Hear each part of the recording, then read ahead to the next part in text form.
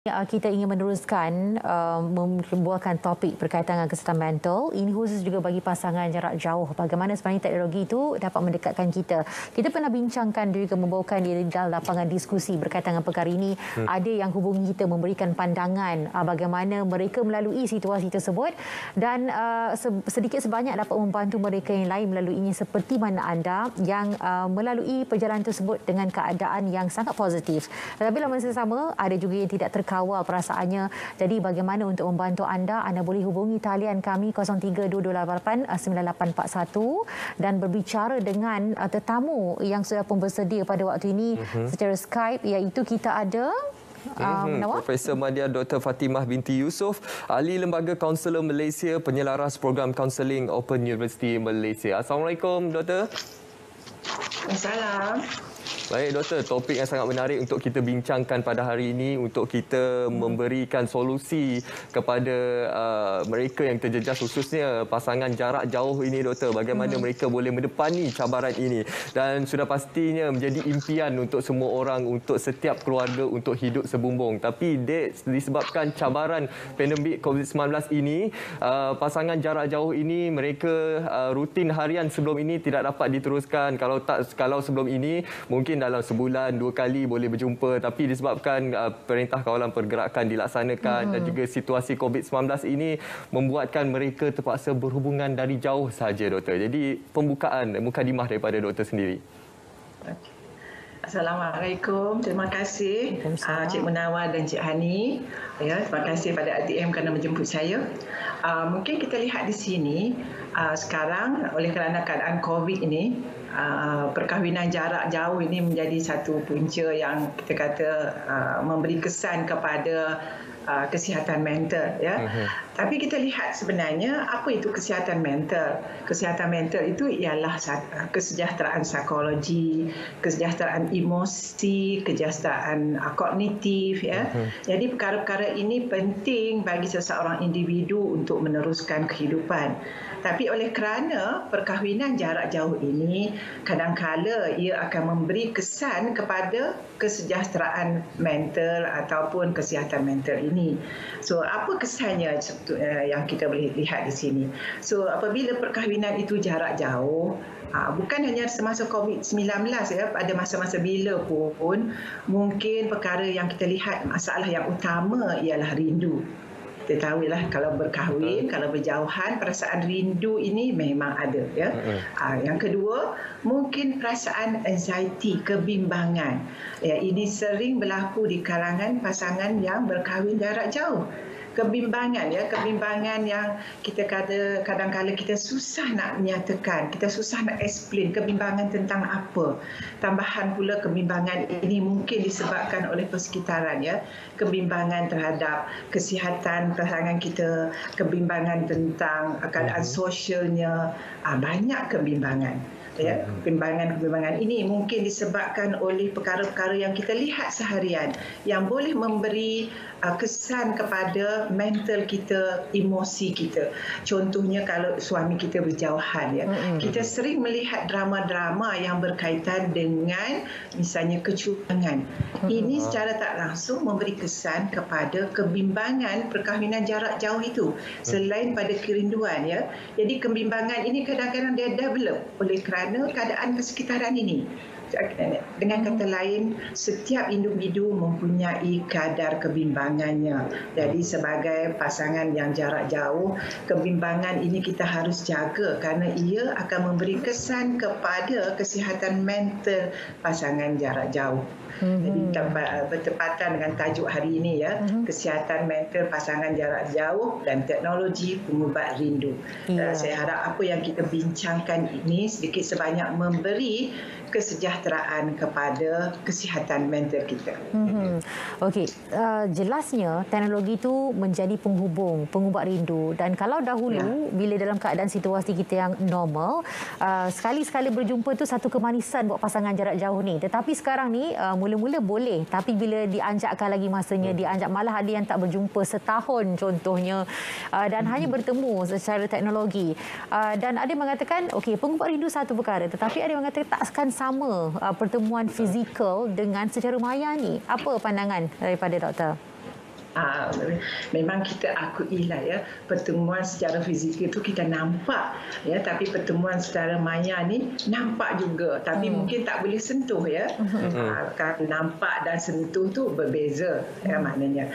Tapi berdasarkan teknologi sekarang ini, pertemuan secara maya itu juga boleh memberi kesan yang sama seperti mana pertemuan secara fizikal.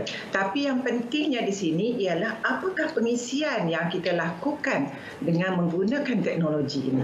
Contohnya ya, katalah kalau kita berjumpa dengan suami kita melalui maya. Jadi apa yang kita berbualkan ya, apa yang kita nyatakan, bagaimana kita berinteraksi, bagaimana kita berkomunikasi. Cara-cara ini akan memberi kesan kepada kesejahteraan di antara pasangan ini. Contohnya, katalah semasa kita tidak jarak jauh, bagaimana kita berkomunikasi dengan suami kita, bagaimana kita berkomunikasi dengan isteri kita.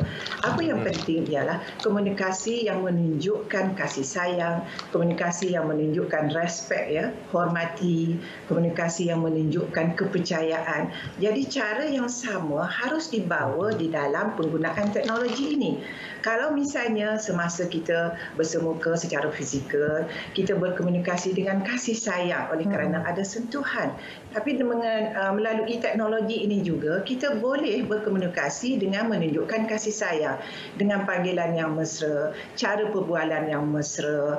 Ya. Kalau walaupun marah, kita tak tunjukkan dalam teknologi ini ya, oleh kerana walaupun keadaan marah tu pendek, tapi dia memberi kesan oleh kerana berjauhan tadi. Walaupun kita marah misalnya, mungkin 2-3 kali kita call, suami kita tak ada. Jadi bila call suami kita tak ada ataupun pasangan kita tak ada, anxiety tadi timbul. Ya, perasaan kebimbangan timbul. Mana pergi ni ya? 3 kali dah saya call tapi tak ada respon. Ini yang membimbangkan. Sebenarnya mungkin kadang suami terlupa, suami banyak kerja dan sebagainya. Ya, tapi kalau misalnya mereka yang begitu memahami, kita terus semasa berjumpa melalui maya ini, walaupun tadi kita sudah 2-3 kali memanggilnya, kita masih menghormati. Mungkin kita menyatakan, abang sibuk ya tadi ya, saya tadi panggil 2-3 kali, mungkin abang sibuk. Jadi maknanya kita menyatakan dengan cara yang positif. Ini akan meningkatkan hormat dan kasih sayang ya. Jadi maknanya di sini pengisian penggunaan teknologi itu amat penting ya, walaupun jarak jauh, semasa kita berkomunikasi, semasa kita bertemu melalui maya, perlulah pengisian yang positif. Sama seperti mana pertemuan secara fizikal. Pertemuan yang positif ini akan memberi kesan yang mendalam. Maknanya interaksi kasih sayang itu akan berterusan. Dan mungkin juga saya menyatakan di sini komunikasi secara maya ini kita perlu buat tidak terlalu kerap dan tidak terlalu lama. Kalau terlalu kerap, misalnya katalah pagi buat, tengah hari buat, malam buat, ini mungkin mengganggu pasangan itu ya, sebab setiap pasangan itu ada perkara-perkara yang perlu dilakukan. Mungkin kita katakan tentukan masa malam saja ke pagi saja, tetapi tidak terlalu kerap dan tidak terlalu lama. Dengan kata lain, bukan sebulan baru kita bertemu melalui maya. Sebulan itu terlalu jarak jauhnya. Mungkin 2 hari sekali, 1 hari sekali, mengikut kesesuaian masing-masing. Sebab pertemuan melalui maya ini, seperti mana yang saya sebut tadi, cara kita berkomunikasi, cara kita menunjukkan kasih sayang, cara kita menghormati, akan meneruskan kasih sayang walaupun kita di peringkat jarak jauh. Ya. Seperti yang Doktor terangkan tadi, cara berkomunikasi ataupun memanfaatkan teknologi di alam maya ini sangat penting untuk memastikan kesejahteraan fizikal, emosi dan juga mental pasangan jarak jauh ini. Tapi sebelum saya mengajukan soalan yang berikutnya, Doktor, saya ingin mewar-warkan kepada penonton Selamat Pagi Malaysia untuk menghubungi kami di talian yang tertera di kaca televisyen ketika ini, iaitu 0322889841 untuk kami mendengar, mengetahui cerita anda, pandangan anda, pengalaman anda berkenaan topik kesihatan mental kita pada hari ini, iaitu kesihatan mental pasangan jarak jauh. Bagaimana teknologi boleh menjadi satu penghubung ataupun pengubat rindu. Baik doktor, seperti yang doktor jelaskan tadi, perasaan rindu, perasaan sedih, bimbang itu merupakan satu perkara yang normal dialami oleh pasangan jarak jauh ini. Jadi bagaimana kita sebagai orang sekeliling boleh mengenal pasti tahap emosi dan juga mental seseorang itu berada pada tahap yang normal atau perlu diberi perhatian yang serius dari segi mental dan emosinya, kerana kita tidak mahu individu yang berkaitan dengan pasangan jarak jauh ini terlibat dalam keadaan fizikal ataupun mental seperti kemurungan ataupun kebimbangan melampau ataupun perkara-perkara yang memburukkan lagi, doktor. Okey, terima kasih. Ini yang kita bimbang ya, sebab kadang-kadang bila seseorang itu menghadapi keadaan anxiety ataupun kebimbangan yang tahap tinggi, kadang-kadang orang tak tahu. Tapi apa yang kita boleh jelas di sini, kita lihat pada diri kita. Adakah keadaan kebimbangan itu mengganggu kehidupan seharian kita? Contohnya, bila kebimbangan kita tinggi, kerisauan kita tinggi, sehingga kita tidak boleh menjalankan tanggungjawab sebagai pekerja, sebagai isteri, sebagai suami, tidak mempedulikan diri kita. Maknanya kebimbangan itu sudah mengatasi segala-galanya. Kalau kita lihat dari sudut kesejahteraan psikologi, kebimbangan yang begini bukan hanya kita tahu, mungkin orang yang terdekat dengan kita tahu. Contohnya kalau kita ada anak ya, bila kebimbangan itu terlalu tinggi, mungkin kita sering marah anak kita, ya, tidak tentu pasal, tidak ada apa-apa yang menyebabkan boleh meningkatkan kemarahan, kita marah anak kita, kita marah pada kawan-kawan kita, kita pergi pejabat menunjukkan tingkah laku yang berbeza. Ini maknanya tahapnya sudah tinggi, sehingga kadang-kadang membuatkan kita langsung tidak boleh tidur, tidak lalu makan, tidak boleh menjalankan kerja seharian. Ini maknanya kita perlukan bantuan. Maknanya dengan kata lain, bila kesihatan mental terjejas, maknanya seperti mana yang saya sebut tadi, keadaan mental mempengaruhi emosi, emosi mempamerkan dalam tingkah laku, behavior. Jadi kalau tingkah laku itu sudah nampak pelik dan sebagainya, hanya tak boleh tidur.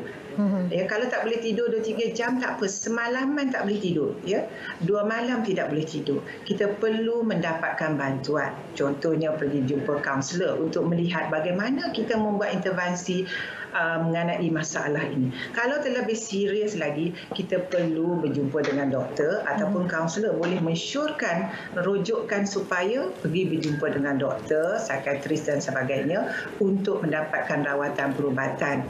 Di samping itu, selepas mendapat rawatan perubatan, kita perlu berjumpa kaunselor bagaimana kita boleh mengatasi keadaan-keadaan ini. Sebab ini hanya diri kita yang tahu. Orang lain tak tahu ya. Bila kita tak boleh mengatasinya, kita tidak boleh dengan stres harian. Sebab seharian kita menghadapi berbagai cabaran ya. Cabaran anak, cabaran kerja, cabaran masa, cabaran keuangan. Kalau kita tidak boleh mengatasinya, we cannot cope with it. So maknanya kita kena berjumpa dengan kaunselor supaya tidak menjejaskan kesihatan mental kita. Sebab apabila kita jejas kesihatan mental kita, tingkah laku kita juga berbeza, kita takut nanti lama kelamaan akan memberi kesan yang lebih teruk, kita jadi murung, kita jadi depres dan mungkin akan melakukan perkara-perkara yang kita tidak ingini ya. Itu salah satu cara lah ya. Maknanya kita sendiri tahu kita tidak boleh melakukan sesuatu tugasan harian, kita tidak boleh tengok anak nak marah, tengok ni nak marah, kita tidak boleh makan dan tak boleh tidur. Ini maknanya betul anxiety level kita itu telah terlalu tinggi, kita tidak boleh mengatasinya. Ini salah satu cara lah untuk membantu pasangan itu. Sebab bila kita berjauhan, kita tak ada sokongan, kita keseorangan, kita lonely ya. Bila keseorangan, maknanya kita tidak dapat sokongan daripada keluarga, pada suami. Ini akan mengakibatkan kesihatan mental kita menjadi lebih teruk. Ya, sebab itu kalau kita misalnya seorang-seorang, suami kita di tempat lain, lebih baik kita cari sokongan, misalnya kawan rapat, dan pastikan kawan rapat itu juga tidak memberi input-input yang negatif. Ya, misalnya kawan rapat kata, you percaya ke suami you di sana? Itu sudah memberi input-input yang negatif. Jadi kita cari kawan rapat yang membina kepada mental kita dan keadaan diri kita. Ataupun kita ada sokongan support daripada keluarga kita, kakak kita, adik kita, ya, rakan sepejabat. Ini akan membantu kita mengurangkan keadaan anxiety kita sebelum kita menghadapi satu keadaan yang lebih teruk. Ya. Okey, baik doktor. Kita melihat pada situasi, contohnya pasangan mana bagi si isteri yang sememangnya mempunyai tugas yang sendiri, dia ada profession dia, okey, tapi bekerja di rumah. Ada anak-anak yang perlu dipantau dari segi PDPR dan sebagainya. Suami tiada di sisi disebabkan inilah perhubungan jarak jauh ni. Jadi bagi si isteri dia katakan, tak adil lah bang. Saya yang jaga, saya pantaukan semua, saya masih lagi perlukan buat kerja saya dari rumah untuk mencari rezeki.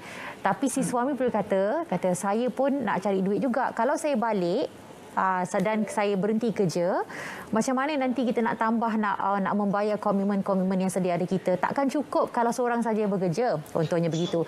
Situasi konflik macam ni lah yang selalu mungkin menjadi perkara yang boleh menjadi peperangan dalam keluarga itu sendiri dan akhirnya memberi kesan juga impaknya kepada anak-anak. Jadi bagaimana untuk kita memberi situasi yang lebih cantik, menang-menang kepada suami, isteri dan juga anak-anak?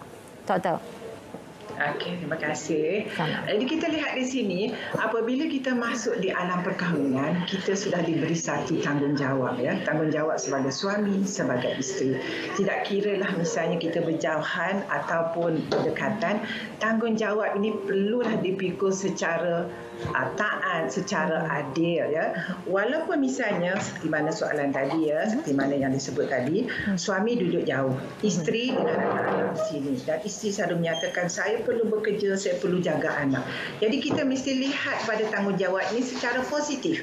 Apa yang kita buat adalah untuk keluarga kita, untuk family kita, untuk kesejahteraan keluarga kita. Kita jangan fikirkan kenapa suami kita buat kurang, saya buat lebih, tak adil. Kalau begitu, kalau rasa tak adil, dulu kenapa kita berkahwin? Ya, kita berkahwin adalah memikul tanggungjawab. Ya, tanggungjawab dan memupuk kasih sayang. Walaupun kita sebagai seorang pekerja di pejabat, sebagai seorang ibu, kita perlu menjaga anak-anak, ya, walaupun suami kita jauh. Jadi suami juga perlu memainkan peranan, ya, walaupun berjauhan. Apa peranannya? Sekurang-kurangnya bila malam melalui Maya cakap, abang berterima kasih kerana pada you, kerana you memang saya faham you ambil berat tentang anak-anak, you terpaksa buat ini. Sekurang-kurangnya dengan kata yang manis ini memberi ketenteraman kepada isteri. Tapi sebagai isteri, sebagai suami, kita perlu lihat kepada asalnya tanggungjawab kita sebagai suami dan isteri. Bukannya semudah yang kita fikirkan, ya. Tanggungjawab ini amat besar sebab kita sebagai ibu bertanggungjawab pada anak-anak. Kita sebagai bapa bertanggungjawab pada anak-anak. Hanya oleh kerana jarak jauh itu mungkin tanggungjawabnya lebih kepada isteri kalau biasanya anak-anak tinggal bersama isteri. Tapi bila berjumpa, kemungkinan suami boleh alih tanggungjawabnya, ya, bawa anak-anak berjalan, beri hadiahkan dan sebagainya, masih menghormati, masih menyatakan pada anak-anak, ibu ni ibu yang terbaik sekali, menjaga kamu semasa saya di sana. Ini akan memberi satu sokongan moral, sokongan kasih sayang berterusan. Jadi sebagai isteri, kita harap walaupun kita memang kerja banyak dan menjaga anak bekerja, tapi kita anggaplah ini sebagai satu pengorbanan sebagai seorang isteri, seorang ibu, ya. Pengorbanan ini adalah disebabkan tanggungjawab kita sebagai seorang isteri dan ibu. Ini untuk menjamin kesejahteraan keluarga. Mungkin itu yang saya ingin nyatakan. Di samping itu kita jangan kira misalnya suami kerja sikit, isteri kerja banyak, ya. Kita bila berumah tangga, apakah matlamat kita? It's our goal. Ialah mencapai kesejahteraan, kemesraan dalam family, dalam keluarga. Jadi kita akan lakukan apa sahaja untuk family. Bila family gembira, kita sebagai individu dalam keluarga juga turut gembira dan ini akan menjaminkan kesejahteraan mental keseluruhan. InsyaAllah, setiap daripada pasangan itu memainkan peranan yang cukup penting dalam memastikan kesejahteraan, kemanisan berumah tangga ini. Baik doktor, kita ada seorang pemanggil dari negeri Melaka iaitu Haji Abu Bakar Hussein. Assalamualaikum. Assalamualaikum Haji. Waalaikumsalam warahmatullahi wabarakatuh. Silakan Haji. Ya, saya. Ini siapa yang bercakap ni? Profesor. Profesor. Kita bersama dengan Profesor Madin Dr. Fatimah. Profesor Puan Profesor Dr. Abu Malik ya. Silakan Haji dengan soalan. Jadi saya tengok tajuk tu adalah berkenaan jarak anak dengan isteri dengan suami kan. Ya. Halo, betul? Ya. Teruskan dengan soalan. Contoh dia, suami kat Melaka kerja, isteri kat Johor nak jumpa isteri, macam mana nak tu, nak apa nama dia tajuk ni, apa ni, nak sambung penawar ini ya. Betul. Jadi saya tak ada, saya ni isteri saya ada kat depan mata ni Puan, isteri saya ada, tapi saya yang dulu ni, sekarang ni, anak-anak saya ada ramai kat Kuala Lumpur. Jadi macam mana cara nak lepaskan dulu tu, nak balik ringkasan apa, itu tak boleh. Jadi ada kadang-kadang cakap telefon pun tak hilang lebih dulu. Macam mana dia? Ada satu cara yang boleh menghilangkan rindu tu. Saya minta pendapat profesor lah. Itu sajalah soalan saya. Boleh jawab tu. Boleh? Baik. Itulah kata yang jarak jauh ni bukan sekat pasangan suami isteri, tetapi antara ibu bapa dengan anak-anak ni pun sama juga. Atau nenek dengan cucu. Baik, terima kasih Tuan Haji. Okey, baik. Doktor, silakan doktor. Okey, terima kasih ya Tuan Haji. Saya ingat sama saja ya, walaupun dengan anak dengan suami. Sekarang banyak teknologi yang kita boleh gunakan. Kita guna maya dan sebagainya. Mungkin kita minta anak tu kerap sedikit. Sebab ibu bapa di rumah ni mungkin dia sentiasa tunggu-tunggu ya, anak mana nak call, anak mana yang nak sekat dengan dia. Jadi sebagai anak mungkin kita fikirkan adalah tanggungjawab anak itu lebih kerap. Ya, lebih kerap bercakap dengan bapa. Tanya apa khabar, kesihatannya. Sebab kalau nak bincang dengan bapa ni mungkin berbeza dengan suami isteri. Bapa lebih senang misalnya kalau anak tu tanya dah makan ke, macam mana kesihatan, dah pergi vaccination ke. Ini perkara-perkara yang boleh kita mengeratkan lagi hubungan dengan anak. Ini peranan anak lah yang penting ya. Anak walaupun sibuk, walaupun misalnya bekerja dari rumah, sibuk dengan tugas dan sebagainya, perlu memberi ruang dan masa untuk menelefon parent, bertanya khabar. Sekurang-kurangnya kalau tadi dengan isteri saya kata setiap hari, mungkin dengan ibu bapa 2 hari sekali, seminggu sekali, bergantung kepada kesesuaian. Ya. Kalau ibu bapa tu sedang sakit dan sebagainya, mungkin lebih kerap lagi kita berhubung dengan parent kita. Itu salah satu yang saya ingin syorkan lah ya. Sebab nak berjumpa tu kita nak kena tunggu masa yang sesuai. Tapi bertemu secara maya tu boleh dilakukan. Kalau tidak ada komputer dan sebagainya, mungkin menggunakan handphone dan sebagainya boleh dilakukan. Masa-masa bila saja teringat. Mungkin pukul 10 semasa kita lepas sembahyang, kita teringat ibu bapa kita terus call. Ini akan mengeratkan lagi hubungan. Jangan tunggu sehingga sebulan ataupun akhir bulan sahaja ya. Biar kita buat rutin, misalnya setiap minggu 3 hari sekali ke kita call supaya abah dan ibu itu mungkin rasa rindu kepada anaknya akan terlega ya. Itu sajalah yang saya ingat yang kita boleh syorkan di sini buat masa sekarang. Perasaan rindu tu satu perkara yang normal dalam kalangan kita, khususnya dalam tempoh pandemik COVID-19 ini. Ada yang rindu untuk berjumpa ibu bapa di kampung, ada yang pasangan jarak jauh rindu dengan pasangan masing-masing yang berjauhan. Jadi itu merupakan satu cabaran buat kita semua. Namun dalam kita memahami situasi semasa sekarang ini, ada juga yang beranggapan doktor, sebenarnya situasi pasangan jarak jauh ini sebenarnya lebih memperteguhkan hubungan antara satu sama lain, sebab mereka ini sering berinteraksi secara maya, tapi kalau berjumpa itu mereka lebih menghargai antara satu sama lain. Jadi sekejap lagi saya ingin dapatkan pandangan doktor berkenaan sisi positif bagi pasangan jarak jauh ini, tapi terlebih dahulu doktor, kita dapatkan seorang pemanggil di talian ketika ini. Assalamualaikum. Waalaikumsalam. Ya, Pak Seman ya. Ya, Pak Seman dari Pulau Pinang. Okey, Pak Seman. Nak kongsi pengalaman ke nak tanya soalan ni sebenarnya ni, Pak Seman? Saya nak tanya soalan. Silakan. Okey, Pak Seman.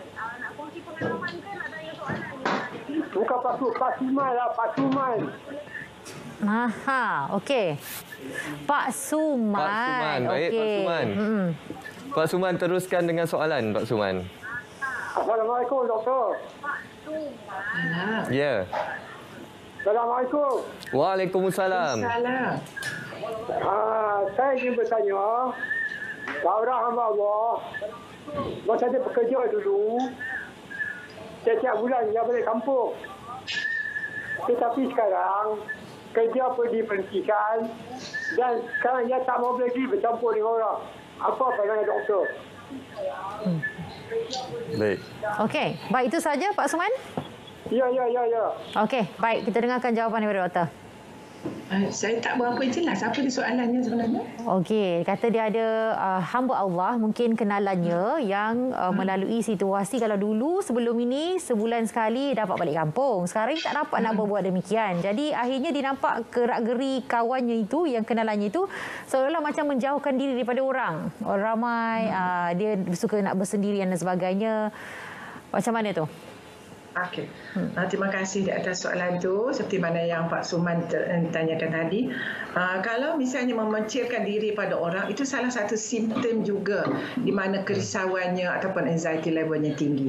Kalau keadaan ini kita nampak berlarutan, mungkin kita perlu bawa kawan tadi pergi jumpa dengan kaunselor seterusnya, ataupun kalau lebih teruk lagi jumpa dengan doktor lah. Sebab kadang-kadang dia rasa loneliness itu selalu membebaninya sehinggakan dia refuse ataupun enggan bergaul dengan orang lain. Dia suka bersendirian. Bila bersendirian ini macam-macam boleh berlaku. Bukan berlaku pada sudut fizikal. Berlaku pada kognitif, pemikiran kita. Banyak yang merasuk pemikiran kita. Yang kita akan fikirkan semua perkara-perkara yang mungkin negatif yang boleh mengakibatkan keadaan kebimbangan kita itu lebih tinggi dan mungkin akhirnya takut kita menjadi depres, kemurungan. Ini perlukan bantuan profesional lah untuk melihat kepada masalah peribadi ini.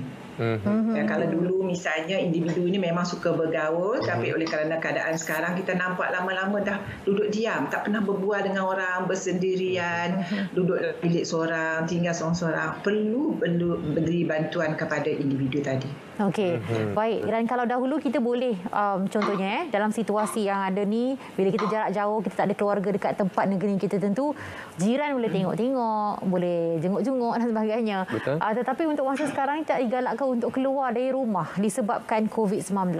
Jadi macam mana untuk kita ambil tahu, contohnya situasi tadi tu, nak ambil tahu, nak menjenguk dia, sekurang-kurangnya lah dapat memberi satu bantuan secara tidak langsung. Walaupun tak dapat nak bertemu ni. Walaupun kata jiran sebelah ni. Mungkin kalau jiran sebelah tu kita boleh jenguk-jenguk dari belakang lah, nampak ataupun tidak ya. Tapi kalau dalam komuniti mungkin kita masuk grup WhatsApp ke, jadi masing-masing tolong sama di antara satu individu dengan individu lain. What is happening ya. Mungkin tak ada makan dan sebagainya. Sebab kita nak pergi ke rumahnya boleh ya. Hanya mungkin jiran sebelah melihat jiran sebelah yang lain. Itu yang kita boleh lakukan. Ataupun misalnya kita selalu nampak dia keluar potong rumput dan sebagainya. Sekarang pintunya tutup saja dari pagi hingga malam. Jadi kita perlu curious juga. What is happening to the person? Kalau dulu ada juga keluar di belakang, tapi sekarang tak nampak langsung. Kalau 2-3 hari tak nampak langsung jiran kita, mungkin kita perlu lakukan sesuatu. Apa yang berlaku padanya? Atau utamanya kalau dia tinggal seorangan, tanpa misalnya ada pasangan. Ini perkara-perkara ini perlu kita ambil berat, sebab kita tak tahu apa yang berlaku. Tapi kita sebagai suatu ahli kumpulan, misalnya kita baru masuk grup WhatsApp group, kita perlu prihatin kepada jiran-jiran. Kalau misalnya dia keluar juga sapu sampah, jemur kain, so it's okay. Tapi kalau seminggu tu tak nampak langsung, maknanya kita perlu melakukan sesuatu lah. Baik, itu antara peranan ataupun sistem sokongan sosial orang di sekeliling kita boleh memainkan peranan yang cukup penting selain memanfaatkan teknologi yang sedia ada untuk kita memperteguhkan hubungan, khususnya bagi pasangan jarak jauh ini. Bagaimana kita boleh mencari sisi positif daripada pandemik COVID-19 yang melanda ini. Kita manfaatkan teknologi yang sedia ada untuk kita mengubat rindu kepada pasangan kita yang jauh dari mata tapi dekat di hati. Apapun kita ingin mengucapkan ucapkan terima kasih kepada Profesor Madya Dr. Fatimah binti Yusof, Ahli Lembaga Kaunselor Malaysia, penyelaras program Kaunseling Open University Malaysia atas perkongsian dan juga solusi saranan yang diberikan pada hari ini berkenaan topik kesihatan mental pasangan jarak jauh, bagaimana teknologi menjadi pengubat rindu. Ya, baik.